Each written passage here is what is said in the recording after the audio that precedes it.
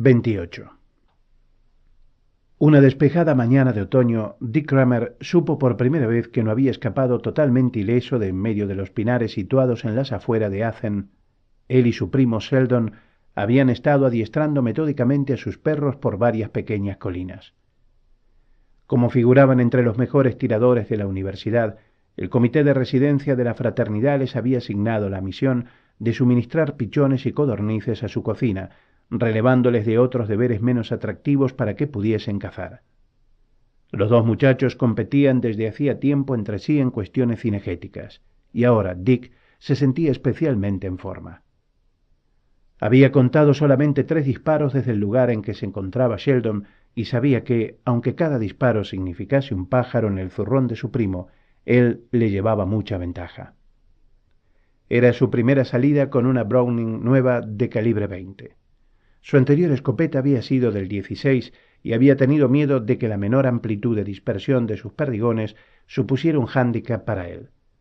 Pero tenía ya un par de pichones y 2 palomas en su zurrón, y mientras se sentía confortado al pensar en esto, otra paloma remontó el vuelo con un rápido batir de alas que se recortaban borrosas a causa del movimiento contra el azul del cielo.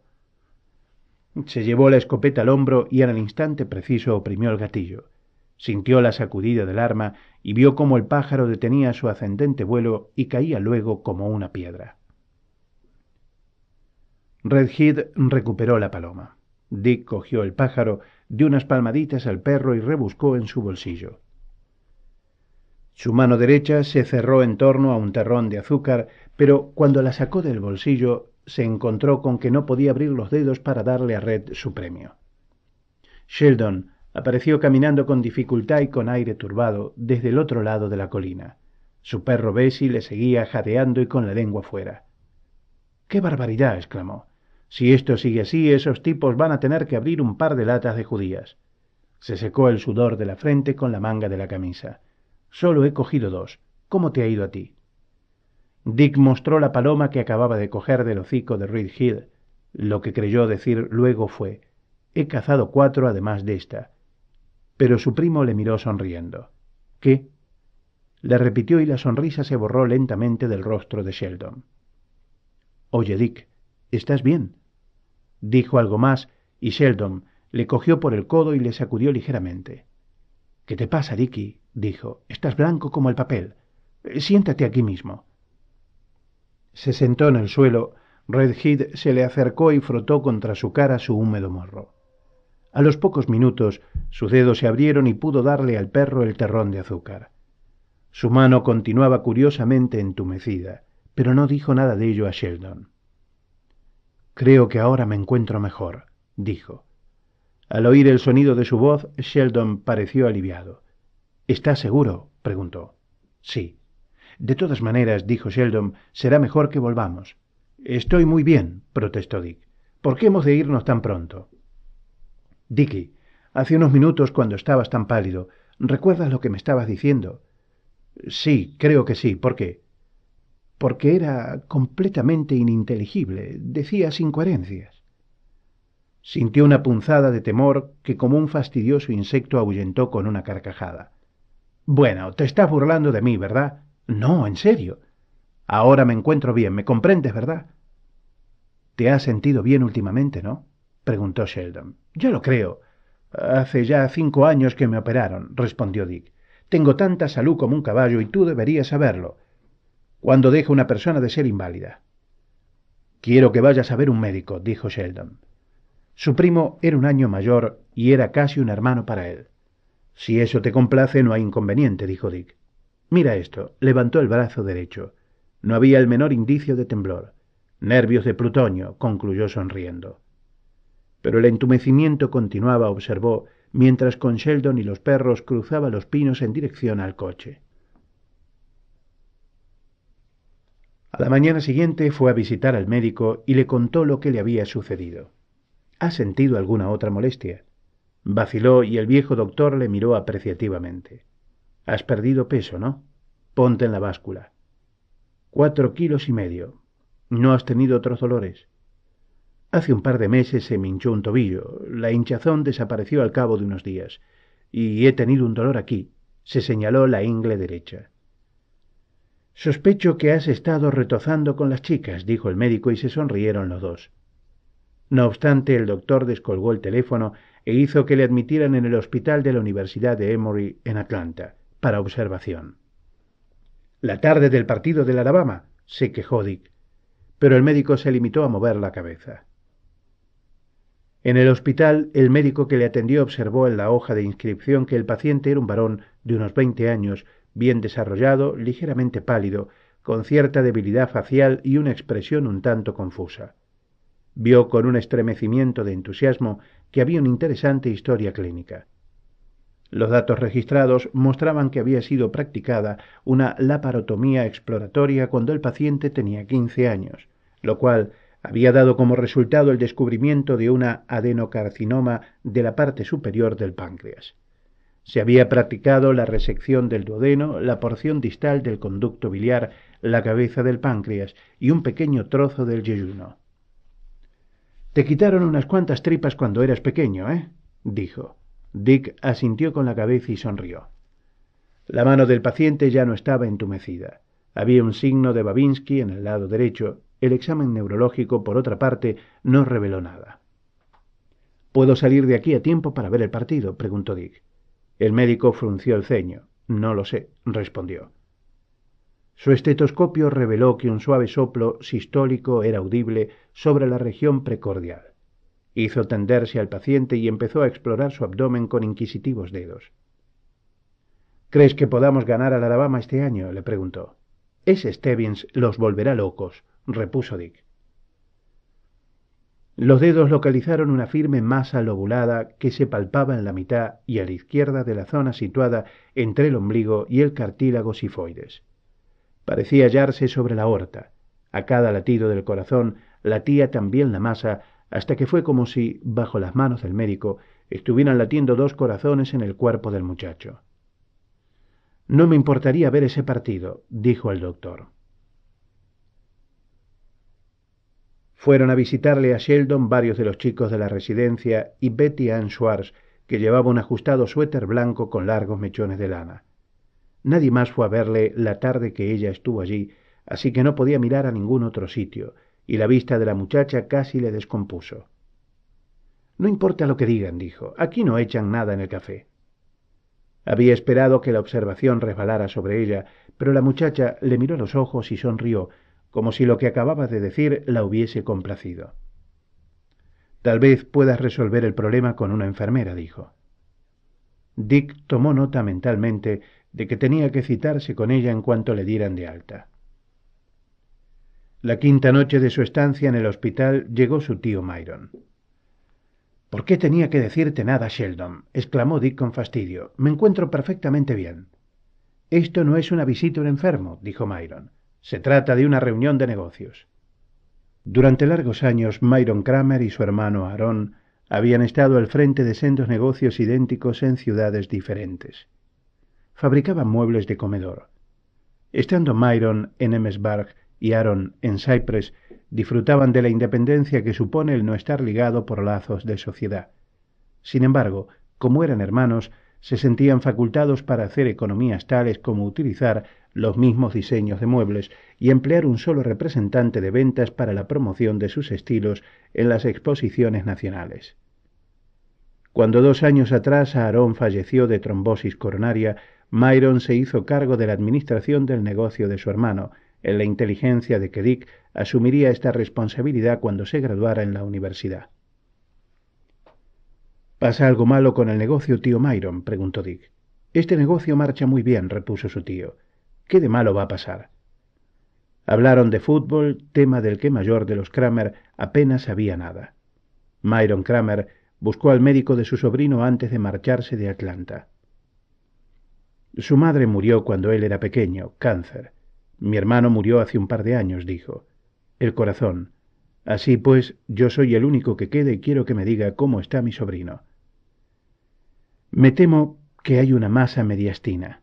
«Explíqueme qué quiere decir esto», dijo pacientemente Myron. «Hay una execrencia en la espalda, detrás del corazón». Myron hizo una mueca y cerró los ojos. «¿Puede usted hacer algo?». No sé hasta qué punto con un tumor de este tipo, dijo cuidadosamente el doctor. Y puede que haya otros. El cáncer desarrollado es una planta que rara vez arroja una sola semilla. Necesitamos averiguar qué otros puntos del cuerpo de su sobrino pueden estar también afectados. ¿Se lo dirá a él? No, todavía no. Esperaremos algún tiempo y le observaremos. ¿Y si hay otras cosas? Preguntó Myron. ¿Cómo lo sabrán? Si se ha producido una metástasis, repuso el doctor, será demasiado fácil decirlo, señor Kramer. Al noveno día, Dick fue dado de alta del hospital. Antes de que se vistiera, el médico le dio un frasco de complejos vitamínicos y enzimas pancreáticas. Esto te vigorizará, dijo. Luego añadió otro frasco de cápsulas. Estas rosadas son Darbon. Toma una siempre que sientas dolor, cada 4 horas. No tengo ningún dolor, dijo Mick. Ya lo sé, contestó el médico, pero es conveniente tenerlas en casa por si ocurre algo. Había perdido 6 días de clases y tenía que recuperar el tiempo desperdiciado. Durante 4 días estudió con ahínco. Luego su ímpetu decreció. Aquella tarde telefoneó a Betty Ann Schwartz, pero ella tenía un compromiso. Y mañana por la noche también tengo una cita, Dick, lo siento. Bueno, está bien. Dick, no te estoy dando calabazas. Tengo unas ganas terribles de salir contigo. El viernes por la noche estoy libre. ¿Qué te parece? Podemos hacer todo lo que quieras. ¿Todo lo que quiera? Ella se echó a reír. Casi todo. Te he oído la primera vez. De acuerdo. La tarde siguiente se sentía demasiado agitado para estudiar. Aunque sabía que no podía permitirse ese lujo después de haber estado ausente toda la semana anterior, dejó de asistir a 2 clases y se fue en coche al club de tiro. Allí, utilizando por primera vez su nueva escopeta en competición, derribó 48 pichones de barro de 50 de pie bajo el cálido sol y abatiéndolos uno a uno, bam, bam, bam, bam, bam, bam, hasta ganar el primer premio. Cuando volvía, sintió que le faltaba algo y se esforzó por descubrir lo que era. Luego, con una sonrisa, se dio cuenta de que era la sensación de júbilo que generalmente acompañaba a la victoria. Se sentía decaído sin saber por qué. Notaba un ligero latido en la ingle derecha. A las 2 de la madrugada, el latido se había convertido en dolor. Abrió el cajón de su mesa y sacó el frasco de cápsulas rosadas. Se echó una en la palma de la mano y la miró. «Al diablo», dijo. Volvió a meterla en el frasco y guardó este de nuevo en el cajón. Se tomó 2 tabletas de aspirinas y el dolor desapareció. 2 días después se presentó de nuevo. Aquella tarde salió con Red Head al bosque a cazar pájaros, pero se volvió a casa porque tenía tan entumecida la mano que no podía cargar la escopeta. Aquella noche se tomó una cápsula. El viernes por la mañana fue al hospital. Betty Ann Schwartz le visitó por la tarde, pero no pudo quedarse mucho tiempo. El viejo doctor se lo explicó con mucha suavidad. «Me operará igual que antes», dijo Dick. «Es una situación algo distinta», repuso el doctor. «Hay una cosa nueva que ha tenido cierto éxito en algunos casos. Se trata del gas mostaza, que en otros tiempos se utilizó en la guerra, solo que éste mata al cáncer, no a los soldados. ¿Cuándo quiere empezar los tratamientos?» «Enseguida. ¿Puede esperar a mañana?» El doctor titubeó y luego sonrió. «Desde luego, tómate un día de asueto». Dick salió del hospital antes de comer y recorrió en coche el casi centenar de kilómetros que le separaba de Athens. Se detuvo en un restaurante, pero no tenía hambre, y en vez de pedir comida entró en la cabina telefónica y llamó a Betty Ann Schwartz a la residencia femenina. Tuvo que esperar mientras la iban a buscar al comedor. Aquella noche estaba libre, le dijo, y le encantaría salir con él. No quería encontrarse con ninguno de sus compañeros de residencia y tenía por delante toda la tarde, así que se fue al cine. En Athens había 3 cinematógrafos sin contar el reservado a los negros. En 2 de ellos se proyectaban películas de horror y en el tercero Días sin huella que ya había visto. Sin embargo, volvió a verla, comiendo palomitas de maíz en la oscuridad, sentado en su butaca. La primera vez que había disfrutado con la película, pero la segunda, las escenas dramáticas parecían ridículas y despreciaba a Ray Milland por perder todo aquel tiempo buscando botellas de whisky escondidas cuando podía haber estado con Jane Whiteman y escribiendo artículos para The New Yorker. Al terminar la película, todavía era demasiado temprano. Compró una botella de whisky sintiéndose como Milan y salió de la ciudad. Buscó cuidadosamente en los alrededores y encontró un lugar ideal del aparcamiento en los bosques que dominaban el río Oconee, donde permaneció largo rato. El dolor ahora era muy intenso y se sentía débil.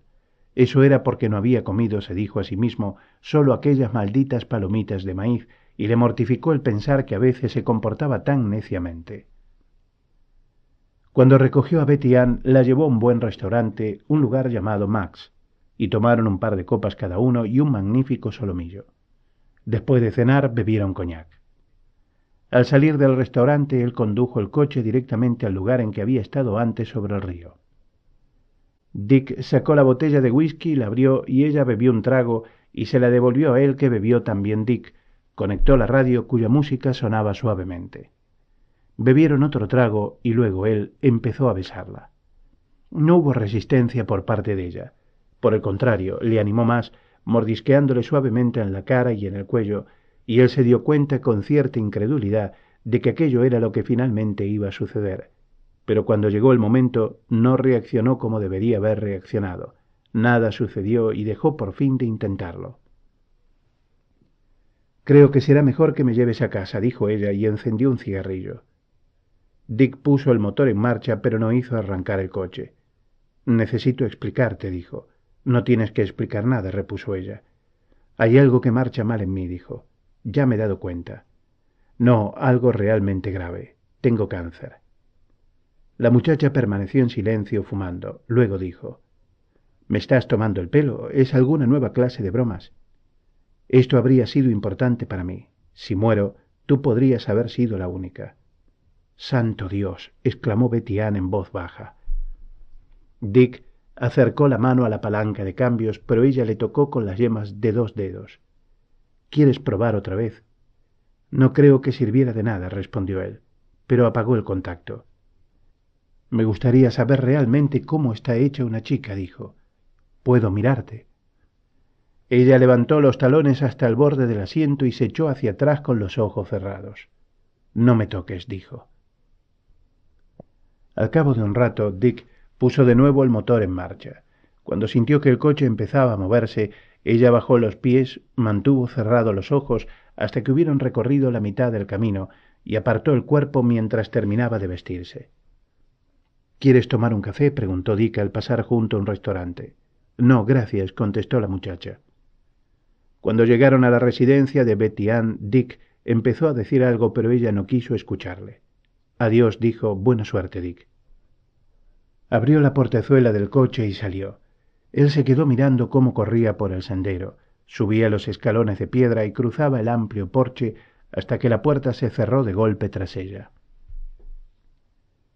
No quería ir a su residencia y le pareció absurdo irse a un hotel, así que volvió al hospital.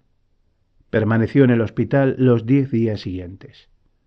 Una bella enfermera de cabellos castaños cortados a la italiana le administraba todos los días una inyección intravenosa. El primer día él bromeó con ella, contempló su hermoso cuerpo y confió en que el fracaso de la noche anterior hubiese sido un error, una alteración transitoria de tipo psicológico, algo que no fuera consecuencia de su enfermedad. Al tercer día ni siquiera se daba cuenta de que ella estaba en la habitación. El gas mostaza le mareaba, le daba náuseas. Llegó el médico y rectificó la dosis, pero siguió sentándole mal. Su tío Myron acudía a Atlanta 3 veces a la semana. Se sentaba a su lado y se limitaba a mirarle hablando muy poco. Sheldon fue a verle una vez. Se quedó mirando fijamente a Dick y finalmente se marchó, murmurando que tenía que preparar los exámenes. No volvió más. Al final del 10º día fue dado de alta. «Tendrás que volver al hospital 2 veces a la semana como paciente externo», dijo el viejo doctor. «Vivirá en mi casa», dijo su tío Myron. «No», replicó él, «me quedaré en la universidad». «Me temo que la universidad queda excluida», dijo el médico. «También tu casa», le dijo a Myron. «Voy a ir a Cypress, no soy un inválido». «¿Qué es lo que te pasa? ¿Quién piensa que lo seas?», preguntó Myron. «¿Por qué tienes que ser tan obstinado?». Pero el médico comprendió. «Déjele. Estará perfectamente solo durante algún tiempo todavía», dijo el médico. Recogió sus cosas a eso del mediodía, cuando la residencia estudiantil estaba casi desierta. Ni siquiera se despidió de Sheldon. Puso sus bultos en el coche y a Reed Head encima de los bultos, colocó la escopeta sobre una manta tendida en el suelo, detrás del asiento delantero, y condujo unos momentos por los terrenos de la universidad. Las hojas empezaban a cambiar de color. En una de las residencias femeninas, las chicas habían salido con cubos y brochas para pintar su edificio y habían atraído a una multitud de chicos que gritaban y silbaban. Salió a la autopista. A los pocos minutos la aguja del cuentakilómetros señalaba los 130 kilómetros por hora. Los neumáticos rechinaban en las curvas y se lanzaba a toda velocidad en las rectas, mientras a su espalda Reed Head gemía débilmente. Él esperaba que el coche patinara en una curva y se estrellara contra un árbol, una tapia o un poste de teléfonos.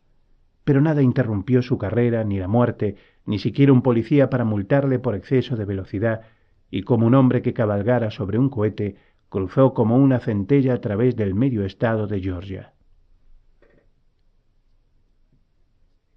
Abrió de nuevo la casa de su padre y contrató a una mujer de color para hacer la limpieza y ocuparse de la cocina. Era la mujer de uno de los camioneros que transportaban los muebles. El segundo día bajó a la fábrica.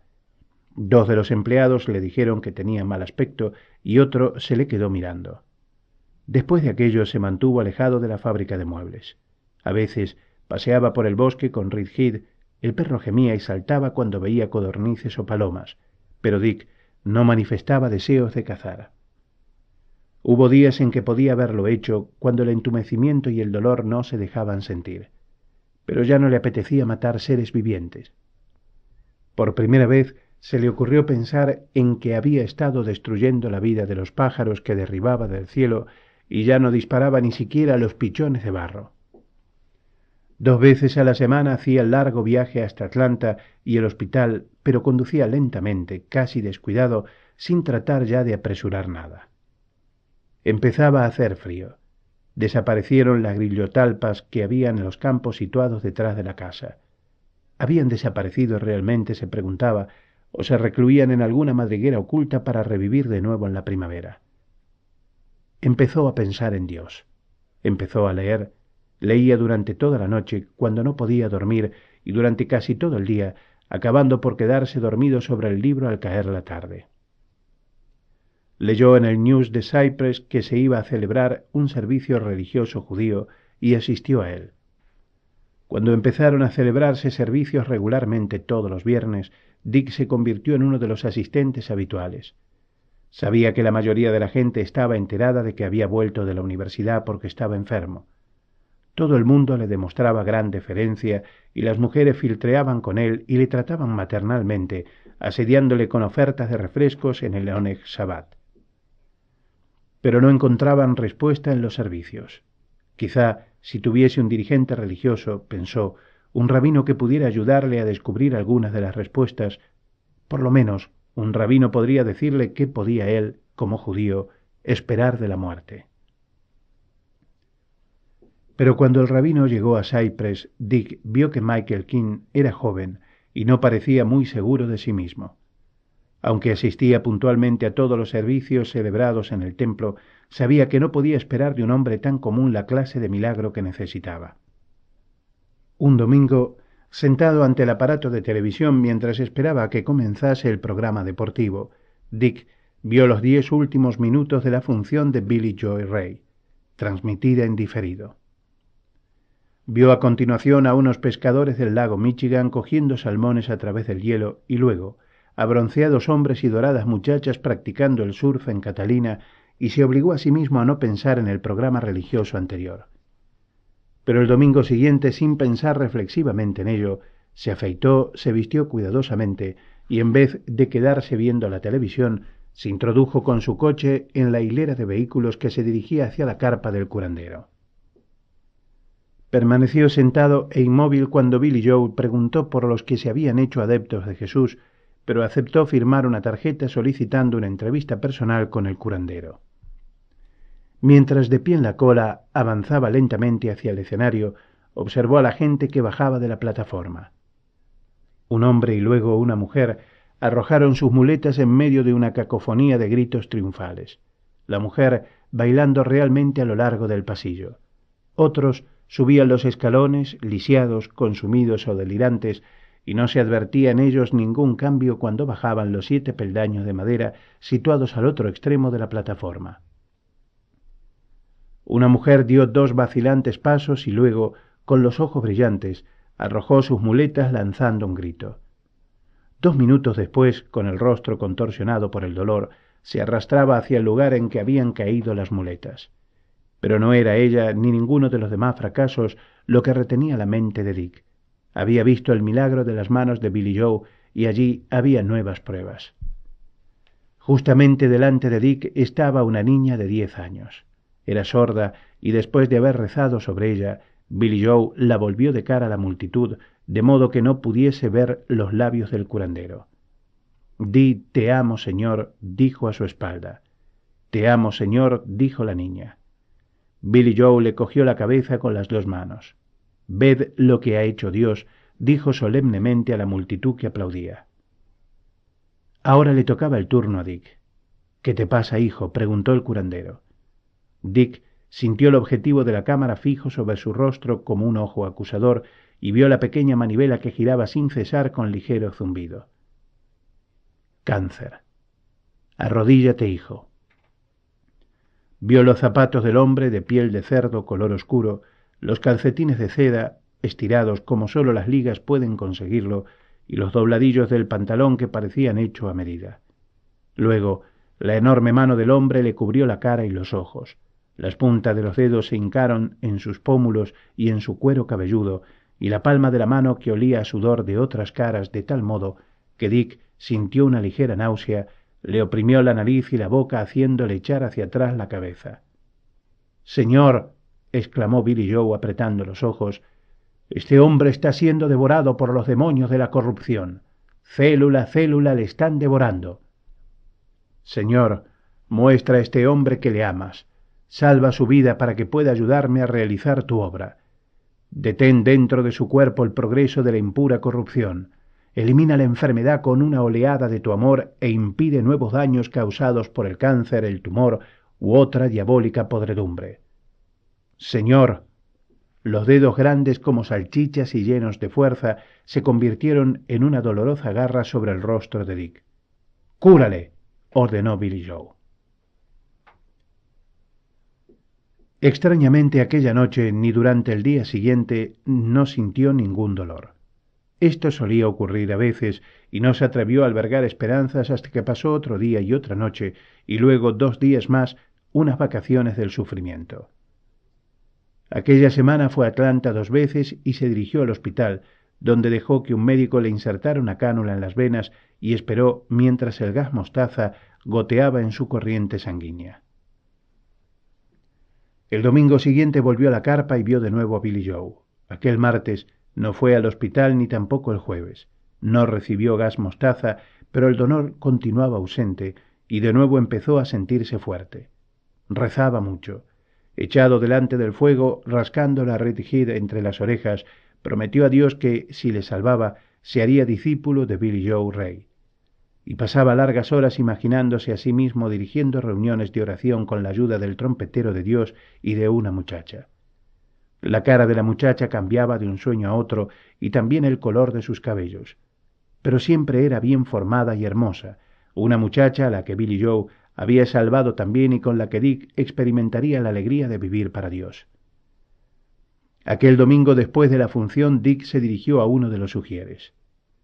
«Quiero hacer algo para ayudar», dijo. «Efectuar una aportación, quizá». El hombre le condujo a un pequeño despacho situado detrás del tabique divisorio. Era el tercero de la cola y cuando le llegó su turno, un hombrecillo rollizo de color amable le indicó dónde debía firmar para convertirse en amigo de la salud por la fe y comprometerse a pagar $600 durante los 12 meses siguientes. El martes siguiente el médico telefoneó varias veces comunicando a su tío Myron que Dick había interrumpido su tratamiento. Myron fue a la casa y hubo una escena entre los dos. Dick no quedó afectado por el incidente, diciéndose a sí mismo que después de todo era él quien estaba siendo salvado. El sábado por la tarde se desmayó. Al recuperar el reconocimiento, apareció otra vez el dolor más intenso que antes. El domingo había aumentado. Dentro de su pecho había algo que parecía empujar hacia el exterior, contra sus pulmones tal vez, haciéndole difícil la respiración. Se sentía débil. Acudió a la reunión de la carpa, se sentó en la dura silla plegable de madera y rezó. Al levantarse para aguardar su turno con el fin de entrevistarse con Bill Joe, se dio cuenta de que en la fila de atrás estaba sentado el rabino. Al diablo con él, pensó. Pero aún antes de acabar de pensarlo, estaba corriendo fuera de la carpa a través de la amplia zona de aparcamiento, con los codos torpemente levantados por el dolor que sentía bajo las costillas y notando una gran pesadez en las piernas que apenas podía levantar. Se daba cuenta de que no había realmente ningún sitio al que correr. Cuando Michael llegó a la casa del muchacho no había nadie en ella. Era una buena casa, anticuada pero sólidamente construida. No estaba descuidada, pero parecía incompleta. Era la clase de casa que debía haber sido ocupada por una gran familia. Se sentó en los escalones que había en la puerta. Al poco rato, un setter irlandés que andaba como un león huraño dio la vuelta a la esquina y se acercó a unos pasos de él. «Hola», dijo Michael. El perro le miró sin moverse. Luego, aparentemente satisfecho, se aproximó más y se echó en uno de los escalones, apoyando su hocico pardo rojizo sobre la rodilla de Michael. Estaban así rascando el rabino las orejas del perro cuando llegó el coche azul. Durante unos momentos Dick Kramer permaneció dentro del automóvil mirándoles. Luego salió y, cruzando el césped, se dirigió al porche. Esto le encantaba al chucho, dijo. Sacó del bolsillo un manojo de llaves y abrió la puerta. Sin esperar la invitación a hacerlo, el rabino y el perro le siguieron al interior. El cuarto de estar era amplio y confortablemente amueblado, más parecido a un cuarto de portero que a una salita de estar, con astas de ciervo sobre la gran chimenea de piedra y una vitrina de cristal en la que se veían varias escopetas. «¿Una copa?», preguntó Dick. «Si bebes tú también», dijo Michael. «Oh, beberé. Dicen que un trago de vez en cuando es bueno para mis nervios. Tengo whisky. ¿Un poco de agua?» «Excelente».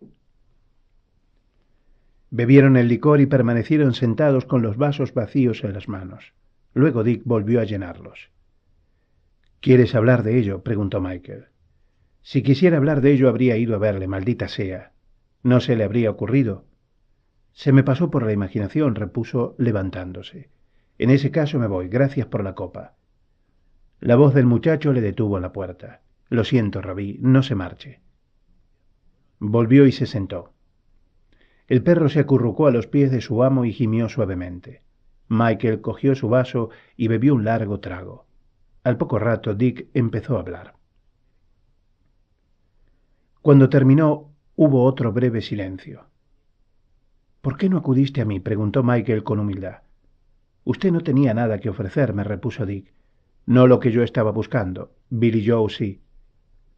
Durante algún tiempo pareció como si lo hubiera conseguido.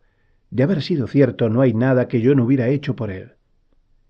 «Creo que deberías volver a tu médico», dijo Michael. «Eso es lo primero». «Pero ¿no cree que deba volver a Billy Joe Ray?»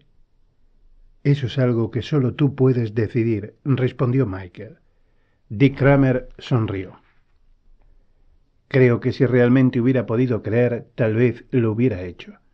Pero mi escepticismo judío me mantenía apartado de él». «No censures tu judaísmo. La medicina religiosa es un viejo concepto judío. Cristo fue miembro de los esenios, un grupo de santos hombres judíos que se consagraron a la tarea de curar. Y hace solamente unos años, los judíos enfermos de Europa y Asia recorrían largas distancias y soportaban grandes penalidades para ser tocados por las manos de rabinos que se suponía tenían grandes poderes curativos». Kramer cogió la mano derecha de Michael, que sostenía el vaso. La levantó y miró los dedos encorvados en torno al cristal. «Tóqueme», dijo. Pero Michael movió la cabeza. «Lo siento», dijo. «Yo no puedo ayudarte de esa manera. No tengo línea directa con Dios». El muchacho sonrió y apartó de un empujón la mano del rabino. El licor se derramó por el borde del vaso. «¿De qué manera puede ayudarme?», preguntó. «Trata de no tener miedo», dijo Michael. Es algo más que tener miedo. Tengo miedo, lo reconozco, pero es saber todas las cosas que nunca haré. Nunca he poseído una mujer, nunca he ido a lugares lejanos, nunca he hecho nada que deje en el mundo una huella de mi paso, nada que lo convierta en el lugar mejor de lo que era antes de llegar yo aquí. Michael hizo un esfuerzo por pensar, lamentando haber bebido aquel licor. ¿Has sentido alguna vez amor hacia alguien? Desde luego, murmuró Dick. Entonces has incrementado el valor del mundo, inconmensurablemente. En cuanto a la aventura, si lo que temes es verdad, pronto tendrás la mayor aventura que le es posible al hombre. Dick cerró los ojos. Michael pensó en su aniversario y en Leslie que le estaba esperando, pero algo le retuvo en su silla. Se dio cuenta de que estaba contemplando los rifles de la vitrina y una escopeta apoyada contra una esquina de la chimenea, de cuyo cañón emergía un trapo manchado de grasa. Estaba recordando una noche en Miami Beach y al hombre que empuñaba una pistola alemana. Cuando levantó la mirada, Dick tenía los ojos abiertos y estaba sonriendo. No lo haré, dijo. Estoy seguro de ello, replicó Michael. Déjeme que le cuente una cosa, dijo Dick. Hace 2 años yo tenía que salir a las marismas con un grupo de compañeros que tenían allí un campamento de caza para la apertura de la temporada del ciervo. Cuando llegó el momento cogí un resfriado y les dije que no se preocuparan de mí. Pero, el día de la apertura, me entró el prurito de la caza y me levanté temprano, cogí el rifle y me adentré en los bosques a no más de medio kilómetro de donde estamos sentados. Y no me había separado de la carretera más de 3 pasos cuando vi un gamo y le descerrajé un tiro que le derribó. Cuando llegué a su lado aún estaba vivo, así que saqué mi cuchillo de monte y le abrí la garganta. Pero continuaba con vida. Me miraba con sus grandes ojos oscuros, con la boca abierta y emitiendo sonidos que recordaban el balido de una oveja. Finalmente apoyé el cañón del rifle en su cabeza y disparé. Pero aún no estaba muerto y yo no sabía qué otra cosa hacer. Le había herido muy cerca del corazón, le había disparado en la cabeza y le había cortado la garganta. No podía abrirle el vientre y despellejarle mientras todavía estuviera vivo. Y mientras estaba allí, tratando de decidirme a hacer algo, se incorporó y desapareció entre los árboles. Empezó a llover y tardé 2 horas en encontrarle en el lugar en que finalmente había caído muerto. Estuve a punto de coger una pulmonía. He pensado mucho en aquel viejo gamo, dijo. Michael esperó hasta que llegó la mujer negra para preparar la cena del muchacho. Luego se marchó dejándole solo con el perro delante de la fría chimenea bebiendo whisky. Fuera el aire era cortante y estaba lleno de un aroma dulzón. Se dirigió lentamente a casa, rezando y al mismo tiempo observando las sombras, las formas geométricas y las variaciones de color y tonalidad. En la casa, Leslie estaba de pie ante el fogón. Él se le acercó, la rodeó con sus brazos, cogiéndole un pecho con cada mano y hundiendo el rostro en sus cabellos. Ella no opuso resistencia. Luego se volvió para besarle. Michael apagó el quemador del puchero y la empujó en dirección al dormitorio. «¡Qué tonto eres!», rió ella, «la cena». Pero él continuó empujándola hacia la cama. «Por lo menos déjame», dijo ella mirando hacia la mesa en donde guardaba el diafragma. «Esta noche no». El pensamiento la excitó y dejó de forcejear. «Vamos a tener un hijo», dijo con los ojos relucientes a la débil luz que llegaba desde la cocina. «Un rey de los judíos», dijo él acariciándola.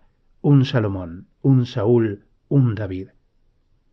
Ella se levantó para unirse a él y mientras Michael la besaba, estaba hablando. «Un David no», pareció que dijo. 29. Los premios anuales de Hermandad del Templo Sinaí, 2 bellas placas de madera de nogal recubiertas por una lámina de plata, llegaron en el correo de Atlanta. En una reunión de la junta directiva se sentó a Michael a que escribiera sin demora el discurso del Día de Hermandad. «Estoy un poco turbado por la epidemia nacional de judíos que dan premios de hermandad a los Goyim», dijo Michael pensativamente. «¿Por qué los Goyim no dan nunca premios de hermandad a los judíos? O mejor aún, ¿por qué los judíos no dan premios de hermandad a otros judíos?» En el primer momento los miembros de la Junta parecieron desconcertados, luego se echaron a reír. «Usted escribe ese discurso, Raby», dijo Schofield. «Primero les damos una buena cena, después usted les habla y yo les entrego los premios». Fijaron una fecha para la noche de un domingo 6 semanas después. 2 días más tarde, mientras Michael se hallaba sentado en su estudio, puliendo su sermón para la semana siguiente, tuvo una visita. Billy Joe Rice se sentó en el borde de la silla con los pies apoyados en el suelo y el sombrero sobre los muslos. Sonrió. «He pensado que ya era hora de que le hiciese una visita de cortesía como vecino, Raby», dijo. «Le he traído un pequeño regalo». Era un ejemplar del Nuevo Testamento en hebreo. «Le he mandado imprimir especialmente para nuestros amigos judíos», dijo Billy Joe. «Bien», dijo Michael. «Gracias». «El otro día me encontré con un joven amigo suyo en la calle. Richard no sé cuántos. Kramer. Él mismo. Me dijo que ya no iba a venir a verme más. Me dijo que usted y él tuvieron una larga conversación». En efecto. Un buen muchacho. Un muchacho excelente. Me da mucha pena. Bajó la mirada y movió la cabeza. Naturalmente quisiera que comprendiese que yo no traté de obligarle a que acudiese a mis reuniones. Nunca le había visto antes de que fuera a mi carpa. «Lo sé», dijo Michael. «Sí, bien. Bien sabe Dios que las personas como usted y como yo tenemos ya bastante trabajo sin necesidad de robarnos uno a otro el rebaño como dos negros disputándose unas gallinas». Rió entre dientes y Michael sonrió pensativamente mientras se ponía en pie para acompañarle a la puerta. Transcurrieron 3 semanas antes de que se obligara a sí mismo a pensar en los premios de la hermandad. Durante los 10 días siguientes escribió 3 borradores del discurso, trabajando lenta y laboriosamente. No se sintió satisfecho con ninguno de ellos y rompió los 3. 2 días antes de la cena de la ceremonia, se sentó y escribió el discurso rápidamente y con pocas correcciones. Era breve y conciso, pensó al releerlo, y con un estremecimiento de zozobra llegó a la conclusión de que era justo. Cuando fueron retirados los platos de postre y las tazas de café, se puso en pie y saludó a todos, a los miembros de su sinagoga, a los hombres que estaban siendo agasajados y a los eminentes gentiles sentados a la cabecera de la mesa. Cuando un clérigo llegó a una ciudad extraña, siente preocupación por la atmósfera religiosa que va a encontrar, dijo. «Debo confesar que yo estaba preocupado cuando llegué a Cypress. He aquí lo que encontré. Encontré una comunidad en que las diversas iglesias se comportan entre sí de una manera notablemente civilizada», añadió. El juez Boswell miró a Nance Grant y sonrió moviendo afirmativamente la cabeza. «Encontré una comunidad», prosiguió Michael, «en la que los baptistas permiten a los judíos utilizar su iglesia y en las que los metodistas compran bonos para las obras sociales de los baptistas. Encontré una comunidad en que los episcopalianos respetan a los congregacionalistas y en las que los luteranos trabajan en armonía con los presbiterianos. Encontré una comunidad que reconoce el Sabbat y lo tiene en muy alta estima. Una comunidad en la que todo hombre es animado a rendir culto a Dios a su propia manera». El juez Boswell levantó las cejas en dirección a Dave Schofield e inclinó la cabeza lenta y aprobadoramente, adelantando ligeramente el labio inferior, como hacía en el tribunal mientras escuchaba el justo veredicto de un jurado. «Encontré que en Cypress la hermandad fluye desde una denominación a otra como pozos de agua dulce otorgado por Dios que están conectados entre sí por túneles fabricados por el hombre», siguió diciendo Michael. «Pero encontré también una cosa sorprendente. Estos túneles excluyen de su red casi el 60% de la población de esta comunidad». El juez Boswell, sonriente, se había llevado a los labios un vaso de agua. Cuando volvió a dejarlo sobre la mesa, la sonrisa continuaba todavía en su rostro como pintada sobre él. Fue desvaneciéndose lentamente como una flor que se cierra. «En Cypress, la hermandad es como una sustancia química selectiva que se desvanece, ¡puf!, cuando entra en contacto con una piel de color», dijo Michael. «Esta es mi impresión del macrocosmos. En cuanto al microcosmos, Conozco bien a mi propia congregación. Consideremos a las 53 familias que forman el templo Sinaí de Cypress, Georgia. 3 miembros de esta congregación poseen establecimientos que se niegan a vender alimentos o bebidas a todo hombre, mujer o niño cuya piel no sea tan blanca como era la piel de la mujer de Moisés. 2 miembros de esta congregación poseen negocios que rehúsan dar cobijo y alojamiento a una persona de color. Varios de nuestros miembros venden artículos de mala calidad a los negros, estipulando el pago aplazado y recargando por ello el precio en una cuantía que mantiene constantemente en deuda a sus clientes. Uno de nuestros miembros es propietario de un periódico que identifica a cada persona por el título de señorita, señora o señor, a no ser que tenga la piel de color. La congregación entera patrocina una línea de autobuses que obliga a los negros a sentarse en la parte posterior o permanecer de pie mientras hay asientos vacíos en la parte delantera. Esta congregación vive en una ciudad en la que existe un distrito negro, la mayoría de cuyas viviendas alquiladas deberían ser derribadas y vueltas a edificar por razones de salubridad. Esta congregación ayuda a mantener un sistema educativo en el que los niños negros son enviados cada mañana a escuelas miserables que suponen un desafío a la supervivencia de las mentes ávidas de conocimientos. Hizo una pausa. —¿Qué diablos? —dijo Sunshine James, el sheriff. Nos hemos reunido hoy para otorgar a 2 eminentes miembros de la comunidad unos premios de hermandad —continuó Michael—. Pero, ¿poseemos nosotros títulos suficientes para concederlos? El acto de otorgarlos implica que nosotros mismos nos encontramos en un estado de hermandad. Yo os digo, con toda seriedad, que no es así. Y hasta que nosotros mismos logremos la hermandad, no creo que seamos capaces de reconocerla en los demás. Aplaudo la intención de lo que nos hemos propuesto hacer hoy aquí. Sin embargo, como pone de relieve el único y grandísimo peligro que amenaza a nuestras almas humanas en los días y los años futuros, me veo obligado a manifestar una solemne advertencia. Mientras no podamos mirar al negro y ver en él al hombre, estamos marcados con el signo de Caín. Dostoyevsky dijo: mientras no os convirtáis real y verdaderamente en hermanos los unos para los otros, no existirá la hermandad. 2 cosas percibió con claridad mientras abandonaba el Bemá. Una, la mirada que brillaba en los ojos del juez Boswell. La otra, el sonoro y solitario aplauso de su mujer, que formaba como un faro de sonido para guiarle hasta el hogar. 2 noches después, Ronnie y Sally Levitt rompieron el muro de silencio que el resto de la comunidad había edificado en torno a los King. Debo admitir, dijo Ronnie Levitt, que yo estaba de acuerdo con todo lo demás hasta hace unas horas. Después de todo, con mi dinero se compró y pagó esos malditos premios. Tiene usted que recordar que Cypress no es Nueva York, manifestó a Michael. No, tampoco es Atlanta o Nueva Orleans. En esas grandes ciudades se podría tal vez mezclar a la gente y conservar todavía una oportunidad.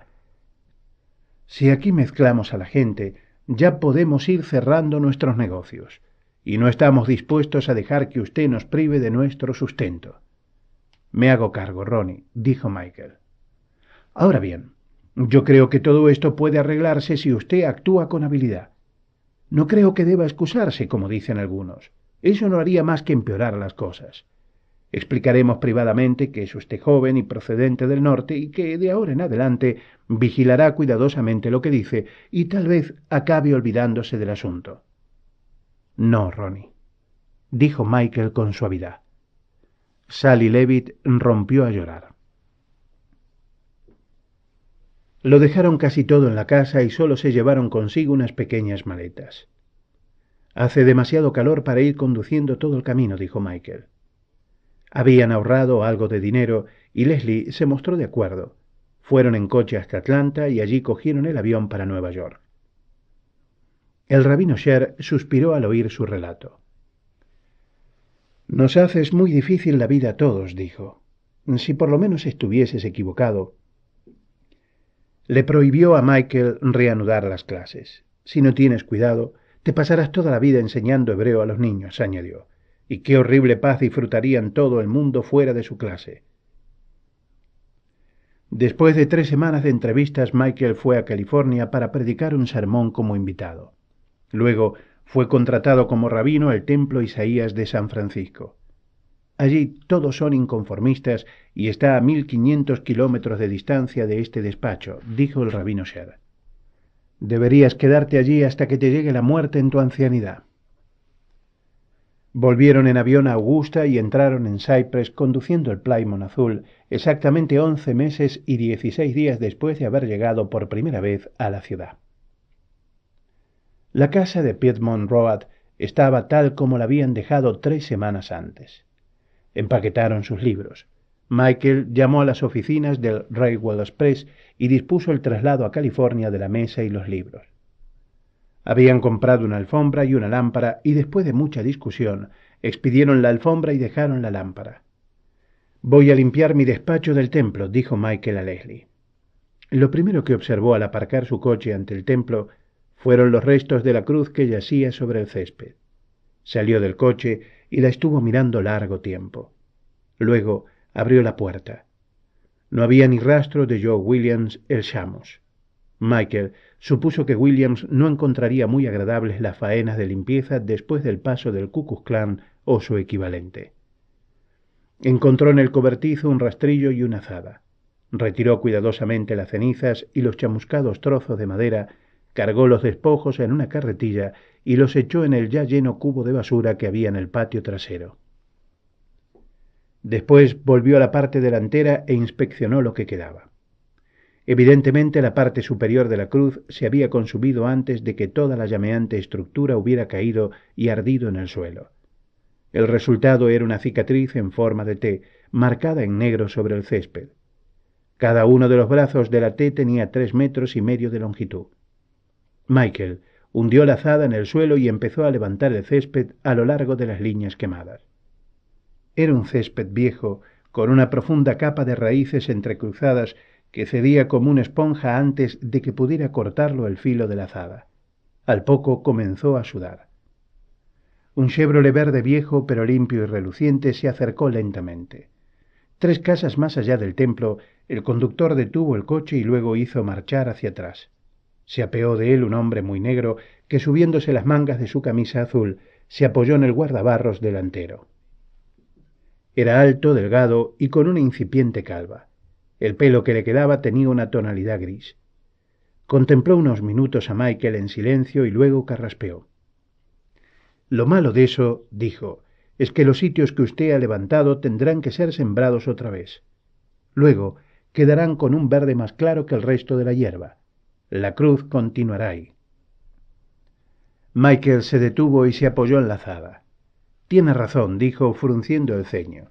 Miró a la T. «¿Por qué no uno las puntas?», preguntó. «Así no quedará más que un triángulo verde».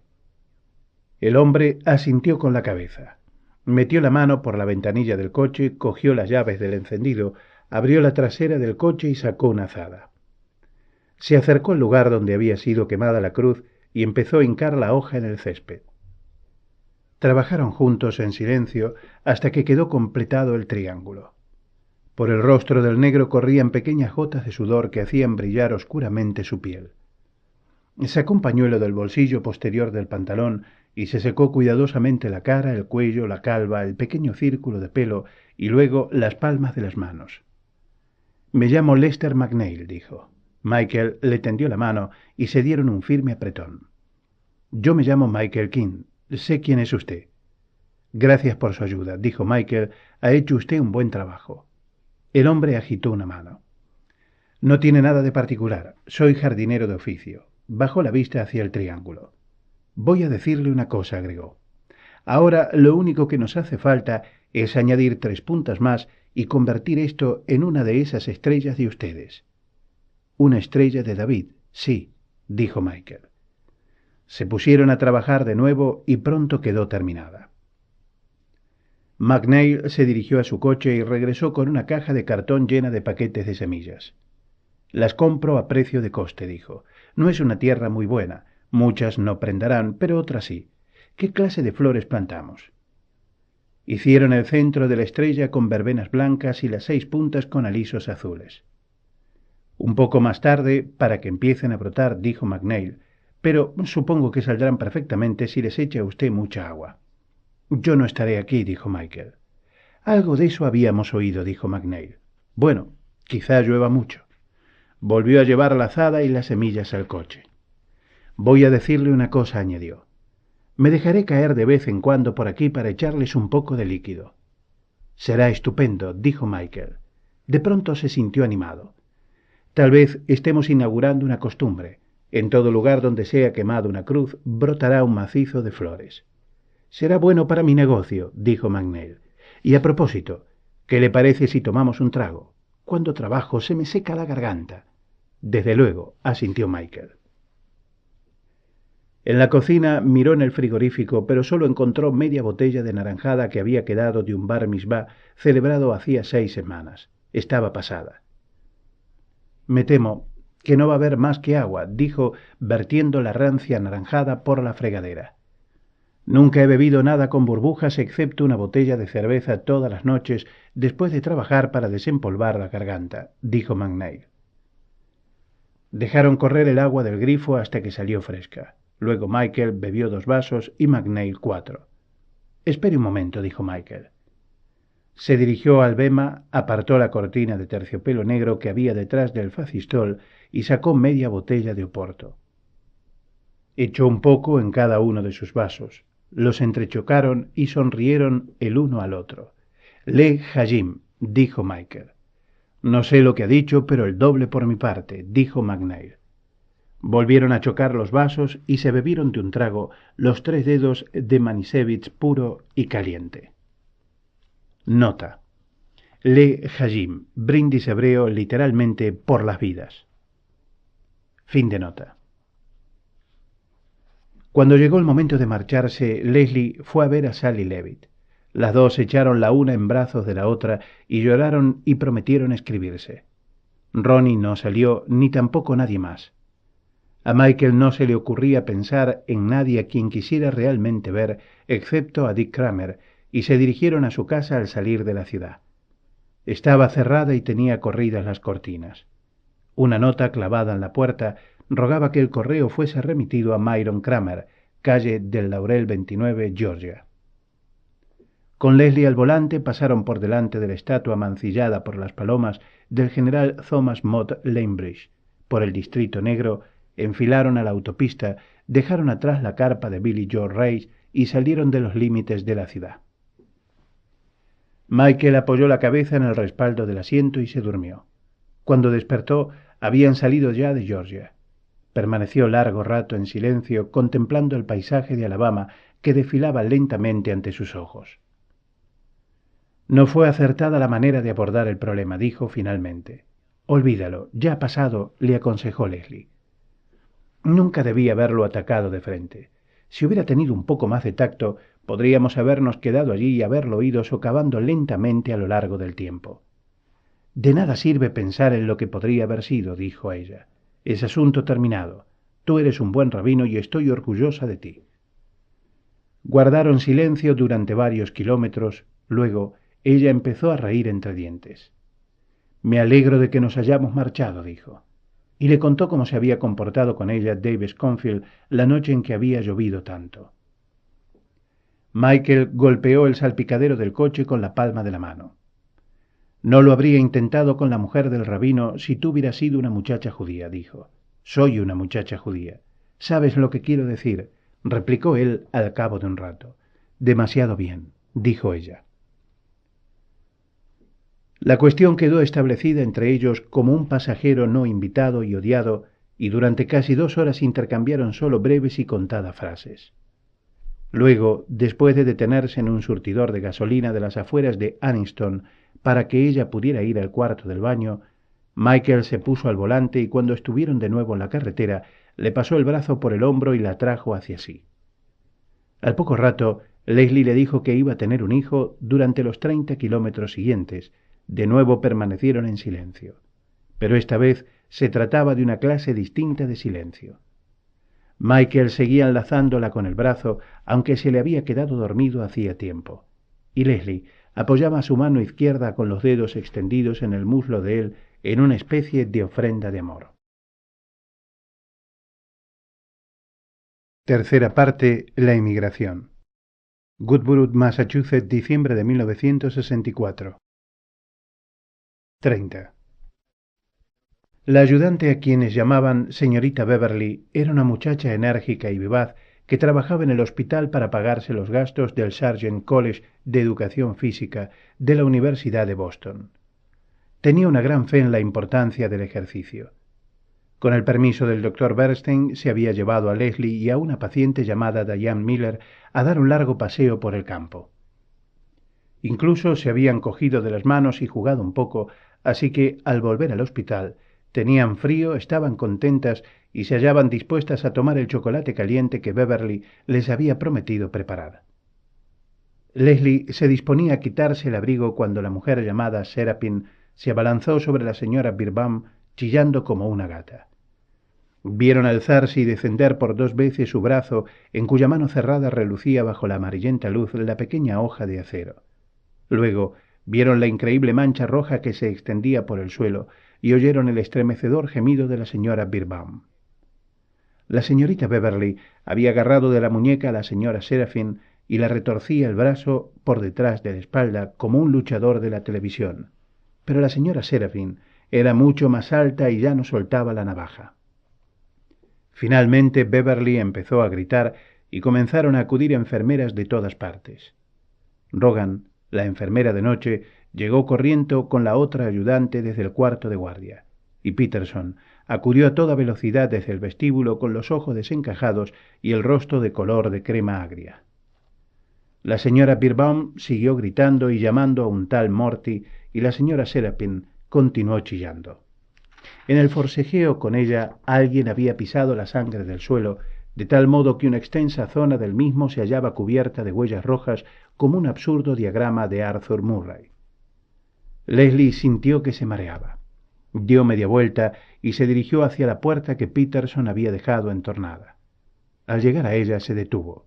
Solo la estaba mirando Diane Miller. Leslie le dirigió una sonrisa tranquilizadora. Luego salió de la sala y cerró la puerta tras de sí.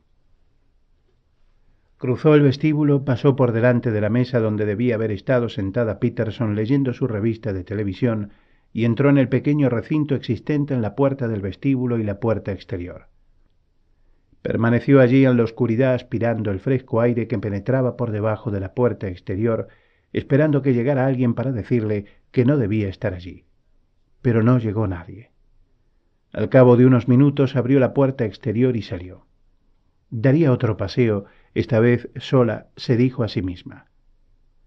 Caminó por la larga y serpenteante carretera, dejando atrás la puerta de la verja y los 2 pequeños leones sedentes de piedra con anillos de hierro en las narices.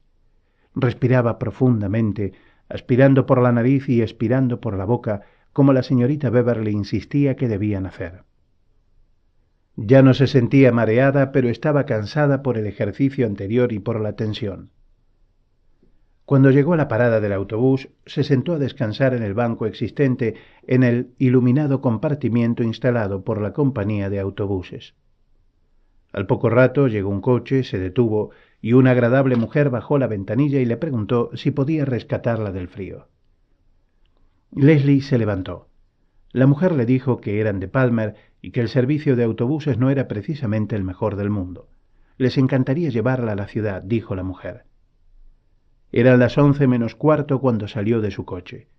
La calle mayor de Woodborough no estaba muy animada aquella hora. El restaurante Mayonnaise y el bar estaban abiertos, brillaba una luz en el escaparate de la YWCA y estaba iluminada la estación de autobuses, pero los escaparates de las tiendas situadas a ambos lados de la calle se hallaban a oscuras. Nota: YWCA, siglas de Young Women Catholic Association, Asociación Católica de Mujeres Jóvenes. Nota del traductor, fin de nota. Entró en el bar y pidió un café. La gramola automática sonaba a pleno volumen y detrás de ella se hallaban sentados 3 muchachos golpeando la mesa con las manos al compás de la música. «Llámala, Peckeritt», dijo uno de los muchachos. No. Seguramente te está esperando. Ánimo, Peckerit. Llámala. Sal con una chica esta noche, pensó Leslie. Eran solo un poco mayores que Max. Llegó el café en una taza exactamente igual que las del hospital. Hasta el color era el mismo. Pensó en coger un taxi y volver al hospital, pero comenzaba a sentirse asustada ante la idea de que se había escapado. Se preguntó qué diría el doctor Bernstein. Llámala, Peckerit. Eres un gallina si no lo haces. Yo no soy un gallina. Bueno, pues llámala. ¿Tienes un dime? Nota. Dime, moneda de plata de 10 centavos. Nota del traductor, fin de nota. Evidentemente le dieron la moneda porque oyó levantarse al muchacho a su espalda. Solo había un teléfono en el establecimiento y todavía lo estaba utilizando cuando Leslie terminó el café. Pero había una cabina telefónica en la calle, delante del edificio de la YWCA, y se dirigió hacia ella después de asegurarse de que tenía un dime en el monedero con el que llamar a Michael. Pero, en último momento, en vez de entrar en la cabina telefónica, pasó de largo y penetró en el edificio de la Asociación Católica de Mujeres Jóvenes. Una muchacha con pelos que parecían una peluca de los Beatles se hallaba sentada en la recepción, rascándose la cabeza con el extremo de un lápiz amarillo, mientras se inclinaba sobre un libro muy grueso que solamente podía ser un libro de texto. Buenas noches, dijo Leslie. Hola. Quisiera una habitación solo para pasar la noche. La muchacha le tendió una hoja de registro y Leslie la rellenó. Son $4. Abrió su bolso. En el hospital los gastos se pagaban directamente en administración. Los pacientes utilizaban vales. De vez en cuando Michael le daba un par de dólares para la máquina de café y para comprar periódicos. En el bolso había $3.62. ¿Puedo pagarle mañana con un cheque? Desde luego, o puede dármelo ahora. No puedo, no he traído el talonario. Oh, la muchacha apartó la vista. Verá, no sé, nunca me ha ocurrido esto antes. Soy miembro de la asociación. El año pasado estuve en las clases de gimnasia de la señora Bosworth, dijo Leslie sonriendo. Soy perfectamente respetable. Rebuscó en el bolso y encontró su carné de miembro de la asociación. Oh, estoy segura de eso, dijo la muchacha, examinando la tarjeta. Lo único que pasa es que si usted se olvidara me despedirían, ¿comprende? O tendría que pagar yo misma la habitación, lo cual está realmente fuera de mis posibilidades. Sin embargo, le tendió una llave a la que iba unida una etiqueta con un número. Gracias, dijo Leslie. La habitación era pequeña pero muy limpia. Colgó el vestido en el armario y se acostó en ropa interior. Se sentía muy agradecida a la muchacha de la recepción. A la mañana siguiente lo primero que tenía que hacer era llamar a Michael, pensó soñolientamente. Pero a la mañana siguiente el más absoluto silencio reinaba en la habitación. No había ninguno de los ruidos matutinos del hospital que la despertaban todos los días, así que permaneció durmiendo casi hasta las 9. Cuando abrió los ojos, continuó tendida en el cálido lecho y pensó en lo bueno que era no tener que sufrir un tratamiento de electroshock que sabía era lo que habría sucedido aquella mañana si hubiera estado en el hospital. Cuando fue a devolver la llave, en la recepción había una mujer madura de ojos dulces y cabellos blanco-azulados. Una vez fuera del edificio, llamó un taxi. En vez de decirle al chofer que la llevara al hospital, le dio la dirección de su casa. Soy una fugitiva, pensó mientras subía el coche. La idea debía haberla aterrorizado, pero era tan absurda que le hizo sonreír. La casa estaba silenciosa y desierta. Encontró la llave donde la dejaban siempre, en el pequeño reborde de la puerta trasera. Entró, se cepilló los dientes, se bañó, y luego, una vez que se hubo cambiado de ropa, se preparó un opíparo desayuno a base de huevos, bollos y café, y se lo comió todo sin dejar una migaja. Sabía que tenía que volver al hospital, que casi había terminado su estancia allí, pero la idea le resultaba desagradable. Deberían tener previstas vacaciones de una semana para los pacientes que hubieran de permanecer mucho tiempo, pensó. Cuanto más consideraba la idea, más atractiva le resultaba. En el tercer cajón de su cómoda, debajo de sus bragas, encontró el talonario de cheques de la cuenta en que tenía el dinero de tía Sally. Metió unas cuantas cosas en una maleta y luego escribió «Te quiero» en una hoja de papel que colocó en la cómoda de Michael sobre sus camisas blancas. Luego llamó a otro taxi y dijo al chofer que la llevase a la ciudad. Después de pagarle quedaban 11 centavos, pero en el banco retiró casi $600. En la asociación católica averiguó que la joven empleada de noche se llamaba Martha Berg y dejó, para que se lo entregaran, un sobre conteniendo un billete de $10. Se le ocurrió pensar que la nota que le había dejado a Michael era muy poco tranquilizadora, por lo que se detuvo en la Western Union y le envió un telegrama. El primer autobús que salía de la estación iba a Boston. Subió al vehículo y pagó el billete. No deseaba realmente ir a Boston, pero no había reflexionado sobre ello, no sabía en realidad a dónde quería ir. Era un viejo autobús rojo. Se sentó en la parte izquierda, 2 asientos detrás del chofer, tratando de decidirse entre Grosinger y un viaje a Miami. Pero cuando el autobús llegó a Wellesley, se levantó y tiró del cordón. El chofer tenía una expresión hosca cuando ella le entregó el billete. «Está pagado hasta Boston», dijo. «Si quiere reembolsarse la diferencia tendrá que escribir a la compañía. No tiene importancia». Bajó y caminó lentamente por la calle mayor contemplando los escaparates de las tiendas. Cuando llegó a la estación del ferrocarril tenía el brazo muy cansado. Entró y dejó la maleta en un armario de 25 centavos. Luego, desembarazada, se dirigió a los terrenos de la universidad. Había muchas cosas nuevas, pero otras estaban exactamente igual. Continuó andando hasta llegar a Severance y entró. Solo se veían unas cuantas chicas. A aquella hora, la mayor parte de las muchachas tenían clase en alguna parte. En el segundo piso se dirigió sin vacilar a la puerta de la derecha, como si hiciera solamente media hora que había salido para ir a la biblioteca. En cierto modo, había esperado que no hubiese contestación a su llamada, y cuando la muchacha abrió la puerta, se quedó un momento sin saber qué decir. «Hola», logró articular al fin. «Hola. Siento molestarle. Hace mucho tiempo ocupé esta misma habitación y pensé que sería divertido volver a verla». La muchacha era china. Vestía un camisón corto y sus piernas gruesas y musculosas eran como columnas de marfil. «Pase, por favor», dijo. Cuando Leslie entró, cogió una bata del armario y se la puso. El mobiliario era distinto, desde luego, y los colores completamente diferentes. En realidad no parecía la misma habitación. Se acercó a la ventana y el panorama que desde ella se divisaba la hizo retroceder realmente en el tiempo. El lago Waban no había cambiado. Estaba helado y cubierto de nieve, y cerca de la orilla donde la nieve había sido retirada, unas cuantas muchachas patinaban sobre el hielo. «¿Cuánto tiempo vivió aquí?», preguntó cortésmente la muchacha.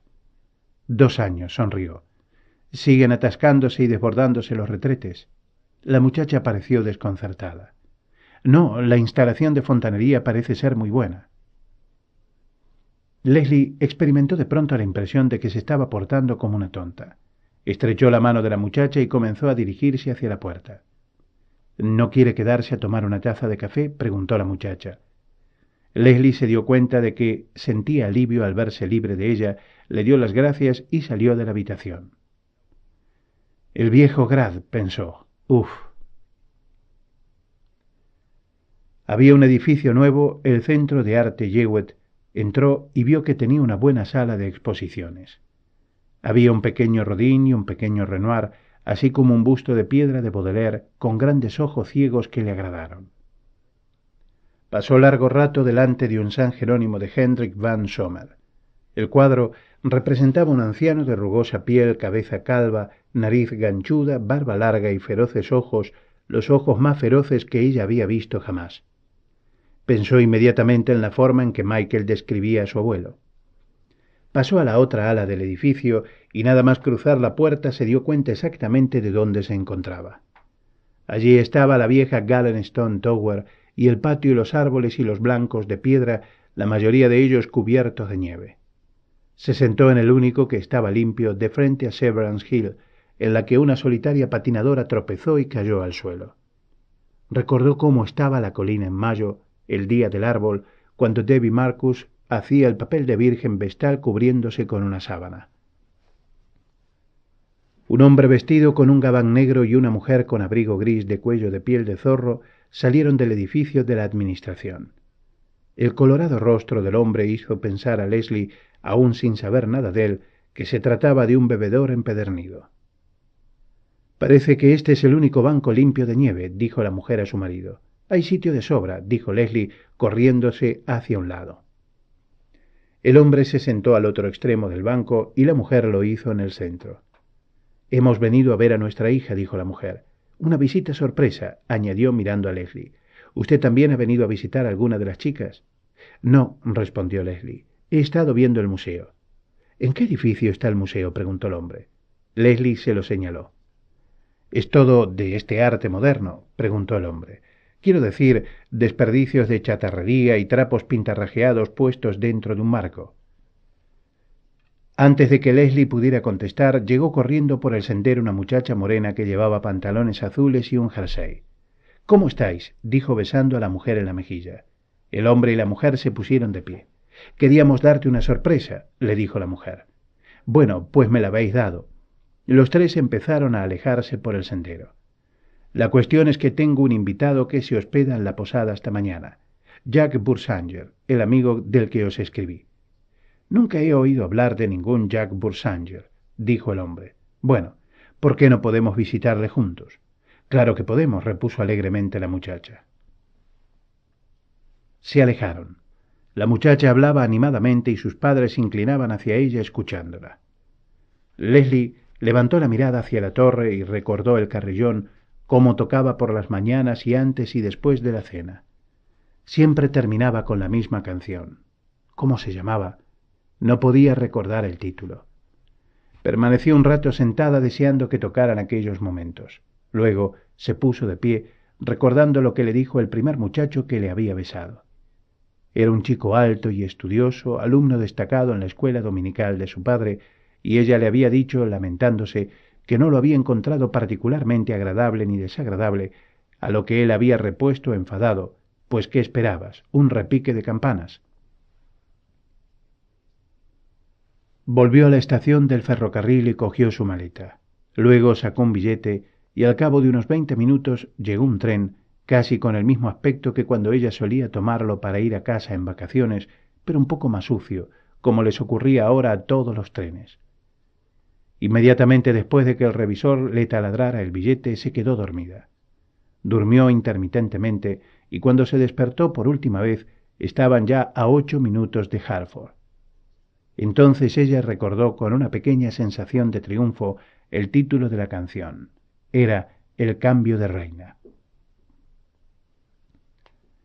Leslie y su padre intercambiaron sus estupefactas miradas cuando él abrió la puerta en respuesta a su llamada. Él estaba asombrado de su presencia y ella se había quedado atónita ante el aspecto que ofrecía su padre.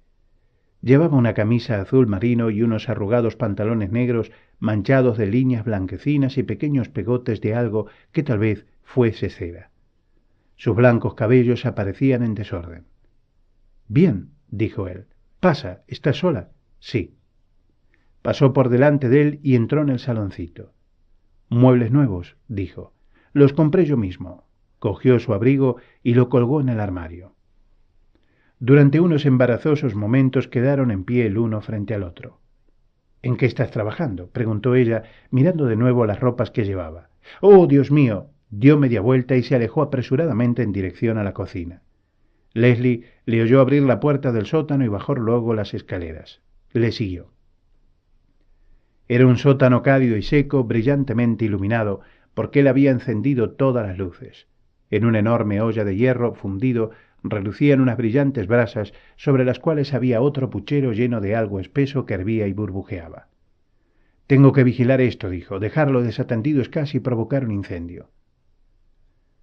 De una bolsa de papel oscuro sacó un puñado de cabos de vela y los echó en el puchero pequeño. Contempló ansiosamente cómo se fundían y luego fue extrayendo los pábilos con una horquilla. «¿Senilidad?» Leslie se repitió la pregunta sin dejar de mirarle atentamente. «Desde luego, alguna especie de cambio de personalidad», se dijo. «¿Qué haces con eso?», le preguntó. «Fabrico cosas, mis propias velas, y otras cosas en moldes. ¿Quieres que te haga tus manos?» «Sí». Complacido, usó 2 hierros para sacar del fuego la cera fundida. Después Cogió un bote de vaselina del cajón de un armario y la miró atentamente mientras ella, siguiendo sus instrucciones, se untaba abundantemente las manos y los antebrazos con la viscosa gelatina. Entretanto, no dejaba de echar ansiosas miradas al puchero. Finalmente movió la cabeza. Mételas dentro. Si se enfría demasiado, no se podría hacer. Leslie titubeó mientras miraba la cera caliente. ¿No quemará? Él movió la cabeza. Para eso es la vaselina. No dejaré que las tengas dentro el tiempo necesario para que te quemes. Leslie hizo una profunda inspiración y hundió las manos en la cera. La sacó al cabo de un momento y vio que tenía las manos recubiertas de gruesos guantes de cera. La cera estaba todavía muy caliente, pero sentía cómo se iba enfriando y endureciendo. Al mismo tiempo que notaba el calor y la suavidad de la vaselina que se iba derritiendo, la más extraña combinación de encontradas sensaciones. Se preguntó cómo iba a quitarle de las manos aquella envoltura de cera sin romperla y empezó a reír entre dientes. «Es tan impropio de todo esto», dijo, y él sonrió. «Supongo que sí. Cuando uno se hace viejo, necesita hacer cosas extrañas». Llenó de agua un cubo, utilizando alternativamente agua caliente y fría, mientras comprobaba la temperatura del agua del cubo con la punta de los dedos. «Deberíamos haber hecho esto juntos cuando yo tenía 8 años», dijo Leslie, buscando con sus ojos los de su padre. «Me habría encantado». Bueno, metió las manos en el cubo de agua y esperó ansiosamente. La temperatura es muy importante. Si el agua está demasiado fría, la cera se rompe. Si está caliente, la cera se derrite. El agua estaba templada. La cera adquirió la suficiente plasticidad como para que él pudiera estirársela en las muñecas, permitiéndole sacar las manos. Dio un tirón con la mano izquierda y la cera se rasgó. «Con cuidado», dijo él enojado. Leslie retiró lentamente la mano derecha y el guante de cera resultante era perfecto. «¿Quieres hacer otra vez la izquierda?», preguntó su padre. Pero Leslie denegó con la cabeza. «Mañana», dijo. Su padre asintió. Dejaron el molde bueno endureciéndose en un cubo de agua fría. «¿Cuánto tiempo vas a estar aquí?», preguntó él mientras subía las escaleras. «No lo sé», respondió Leslie. Entonces se dio cuenta de que no había cenado. «¿Puedo tomar una taza de café, padre?» «Desde luego. Tendremos que hacérnoslas nosotros mismos. Hay una mujer que viene a preparar la cena y a hacer la limpieza. El desayuno me lo preparo yo. Suelo comer fuera». Se sentó en una silla de la cocina y la contempló mientras ella preparaba el café y las tostadas. «¿Has reñido con tu marido?» «Nada de eso», respondió Leslie. «¿Pero has tenido algún disgusto?» Leslie encontró tremendamente conmovedor que la comprendiera lo suficiente como para darse cuenta de ello. No lo había creído posible. Estaba a punto de decírselo cuando él volvió a hablar. «Veo todos los días a personas afectadas por preocupaciones y disgustos», y se alegró de no haberlo hecho. Su padre se echó un poco de sacarina en la taza de café que Leslie le sirvió y tomó un sorbo. «¿Quieres hablar de ello conmigo? Creo que no. Estás en tu derecho». Leslie sintió el primer impulso de ira. «Podrías preguntarme qué tal están mi marido y mis hijos, tus nietos. ¿Cómo está tu familia?» «Muy bien».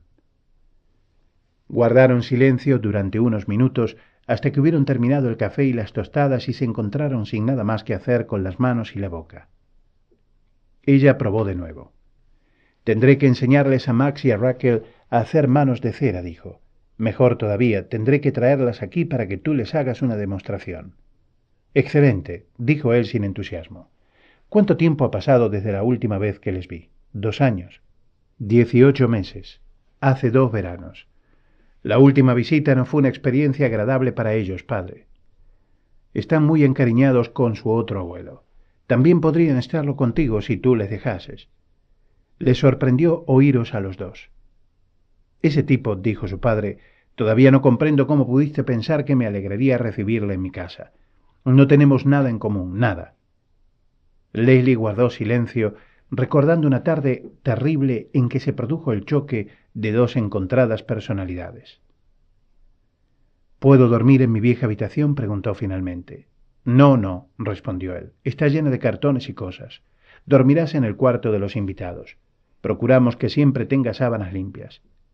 «¿El cuarto de los invitados?» «El segundo de la izquierda al subir la escalera». La habitación de su tía Sally. Hay toallas limpias en el armario, dijo su padre. Gracias.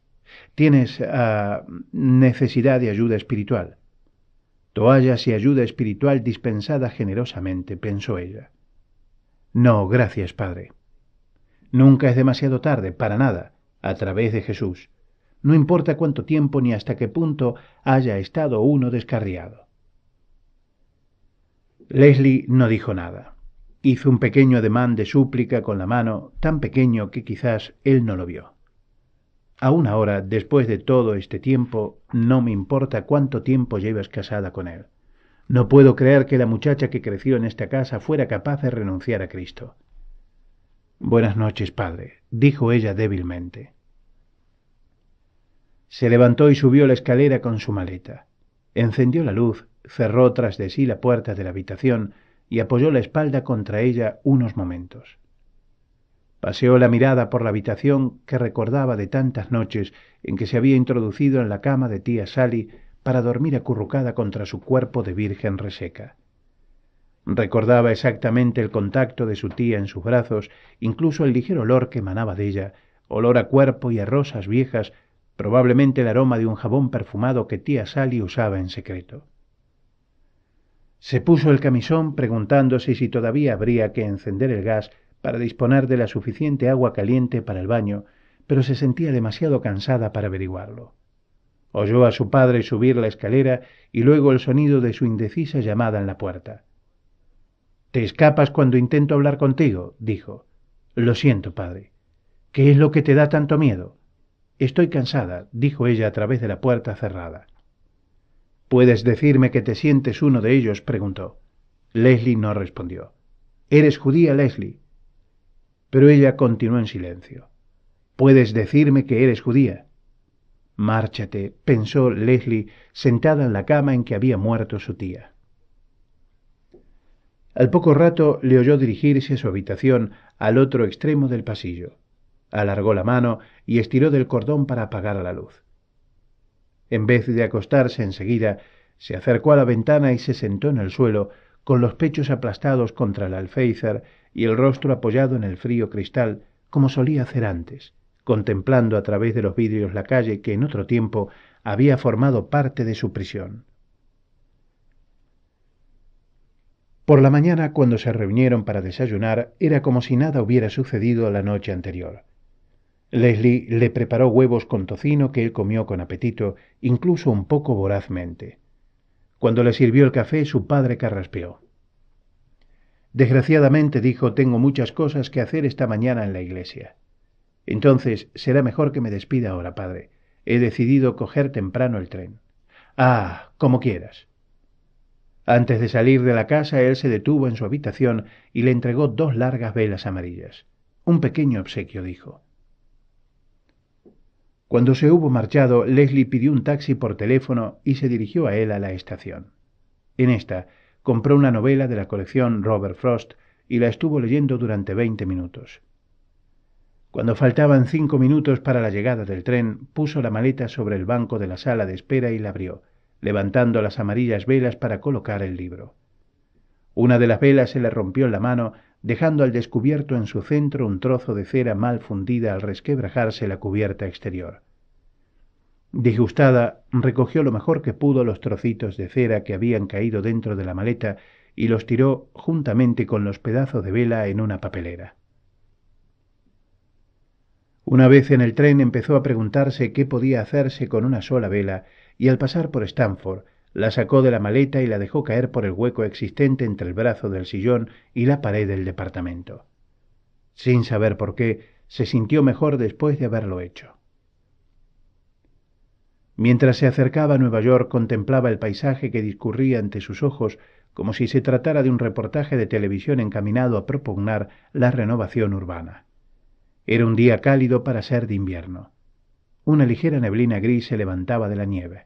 Leslie pensó en las mañanas de San Francisco, donde mirar por la ventana era saber que la tierra estaba vacía y desolada, y la oscuridad se tendía sobre la faz de la tierra y el Espíritu de Dios se movía sobre la faz de la tierra y la faz de las aguas, disfrazado de bruma color de madreperla.